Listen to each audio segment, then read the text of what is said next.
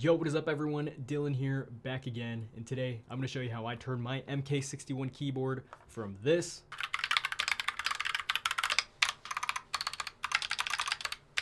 to this.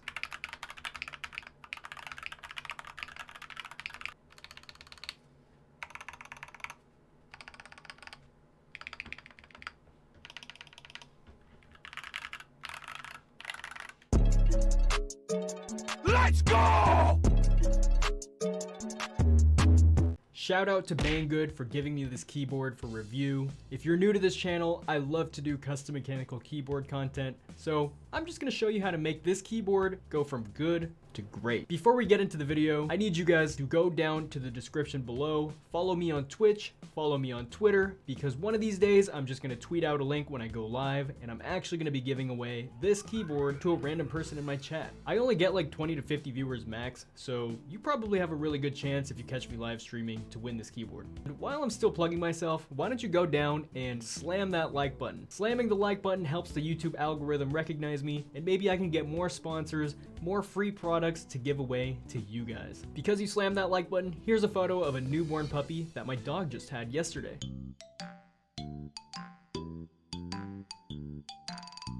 Anyway, let's go ahead and unbox this thing, take it apart, and show you some modifications I do to make my keyboards even better. Let's get it.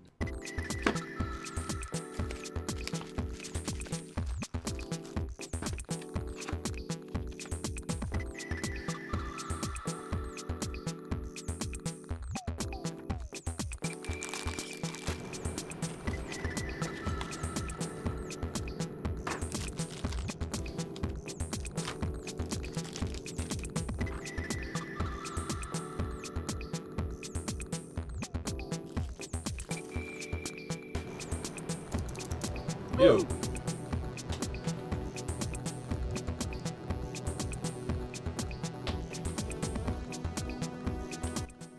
Alright, let's go ahead and plug this bad boy in.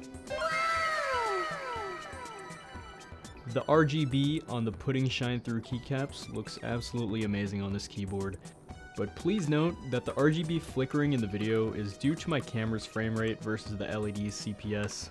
And it doesn't appear like this to the human eye, so epilepsy warning, I'm sorry, it's kind of fluttering a little bit. In real life, it does look really solid. All of the RGB settings can be configured with the shortcuts provided in the instruction manual, or just by holding the function key and following the keycap legends. I'm now going to show you guys how to tear the entire keyboard apart. First, start by taking off the keycaps. And once all of the keycaps are removed, you'll find a couple screws on the top of the plate here. Tearing this thing down is really simple.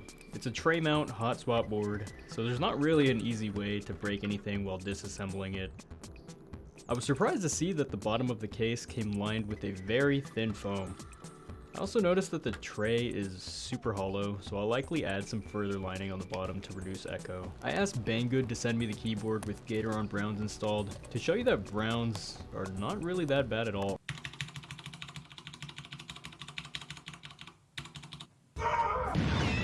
Tactile gang rise up. The PCB requires optical switches, so I'll be modding these Gateron optical browns, and we'll start by removing all of the switches from the PCB. To make the lubing process easier, I like to start by taking a couple bowls and a plastic bag to disassemble and sort all of the parts from the switch. I'm using a set of plastic switch holders for the bottom housing, and this speeds up my lubing time immensely. I like to disassemble and sort the stems, top housings, springs, and bottom housings in their own containers before I start lubing. I used Tribosys 3204 on these switches, as it's my go-to for tactiles. My lubing technique is nothing special. I tried to use less lube than I usually do on these browns, as over-lubing them might turn them into linears. I start by brushing lube on the sliders of the bottom housing, then swiping the brush on the pillar and along the bottom. I avoid getting any lube on the metal leaf to preserve tactility.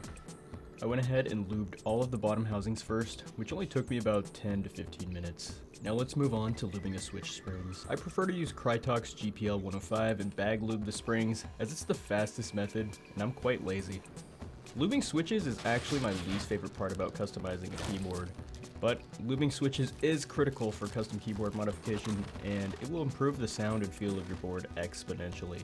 So don't skip out on lubing your switches. After dropping a healthy amount of oil into the bag of springs and shaking them up, I'll go ahead and install them into the bottom housings.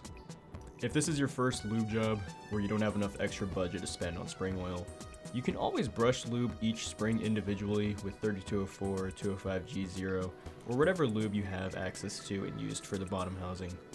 Though it does take a bit longer, they will provide a pretty similar result, and we're lubing browns here, so I don't really think it matters that much, so we don't really need to get that picky. For these brown switches, I did not lube the stems. I've experimented with lubing browns before, and I found that lubing the stems will actually make the switch feel pretty mushy and linear. Also, I almost always leave my top housings completely dry as well. Less lube goes a pretty long way in my opinion. It's easier to add more lube than to remove it from overlubed switches.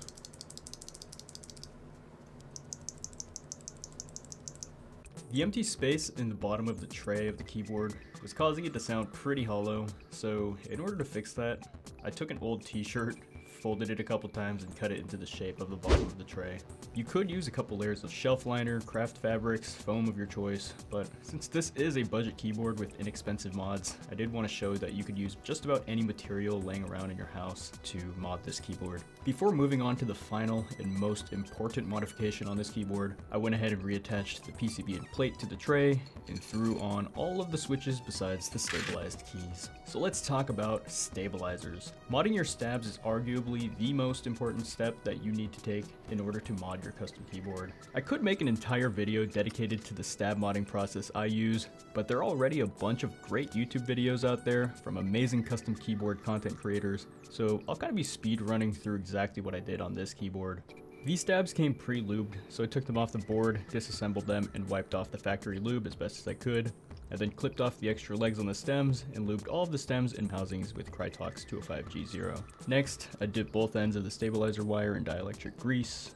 And again, you could always use your own choice of lube here, and over applying lube to the wires is actually a fine technique, as the wires are usually the main culprit for clicky, rattly stabilizers.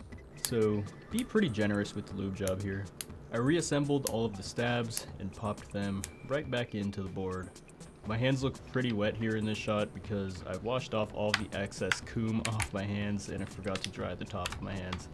This next step is a little bit extra, but I took a syringe and injected more dielectric grease into the back side of the stabs to further reduce any extra noise from the wires making contact with the plastic housings. They sound and feel decent, and for a budget board with plate mount stabs, I did not expect them to be perfect.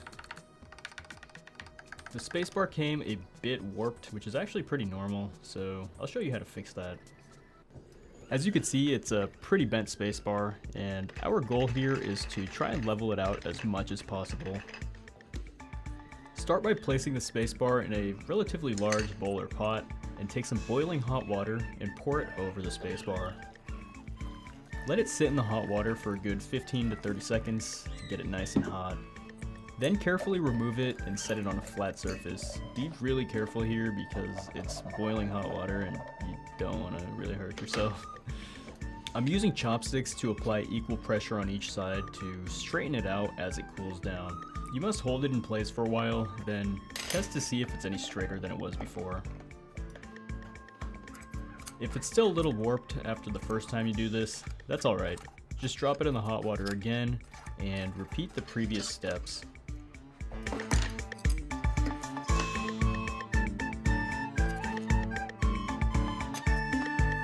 My spacebar was still pretty bent after the second time, so I went ahead and boiled more hot water and repeated this process over again until I was satisfied with it.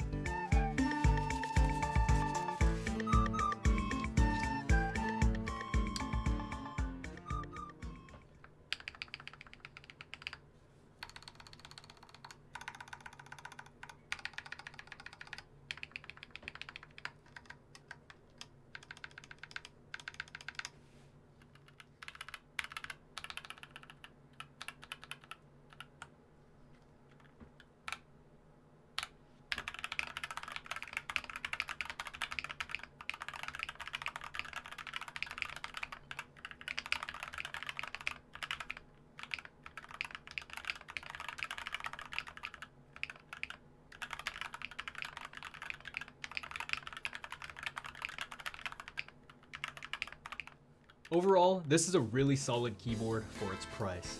Coming in at just $57 for this exact model, it leaves you with a lot of room in your wallet to buy materials and tools needed for customization and modifications. Whether you're looking for a solid 60% keyboard for gaming or productivity, this is not a bad choice. The only downside with this exact keyboard, however, is that it runs optical switches. And while optical switches have been proven to have a faster response time for gaming than MX style switches, you are pretty limited in the different optical switches that you can swap into this board if you do choose to go this route. And a lot of the best switches that I've ever tried are MX style switches. I haven't tried a good set of Alps yet, but anyway, if you are looking for a hot swappable keyboard that supports MX style switches, fret no more, because Banggood has a large selection of hot swappable mechanical keyboards on their website to choose from. Shout out to Banggood. Go over there and shop my link in the description below if you are in the market for an affordable hot swap keyboard. Thank you guys for making it to the end of the video. If you liked this video and if you like this newborn puppy, please leave me a thumbs up and drop a subscription with the notification bell on. Anyway, thank you guys so much for sticking with me, and thank you guys for all of the support on all my different social media. Check me out on TikTok. All the links to my different social media and Discord in the description below. Until next time, I have some puppies to take care of. Love you all. Peace.